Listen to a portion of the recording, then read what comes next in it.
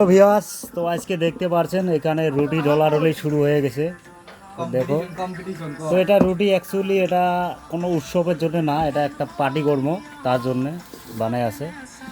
রুটি মাংস, ব্রয়লার মাংস হবে। রুটি দেখো কতগুলো পালা হয়েছে। তো আর একটা চুলে রেডি করি আছে, ওটাও দেখে আসুন, সাথে থাকবেন, ভিডিওটা ভালো লাগবে। এই জায়গায় আর একটা চুলে রেডি করি আছে আর একজন। তো এই জায়গায় মাংস ওটা তুলি দেওয়া হয়েছে, 8 কেজি মাংস, আটা আনা হয়েছে মোটামুটি 7 কেজি। তো ভিডিওটা পুরো শেয়ার করে দিবেন, যাই যাই বিদেশ কাটেন আর কি, তার জন্যে। তো বর্তমান বিদেশ কাটা মানুষ গেলে কিন্তু অল্প ঝড়ি টড়ি পড়লে আর কি এইভাবে পার্টি টাটি করে। আর তোমার লাইক করবেন, কিন্তু এই কয়ে আছে লাইক করবেন। এই দেখো রুটির সাইজ দেওয়া কি সুন্দর বানায় আছে।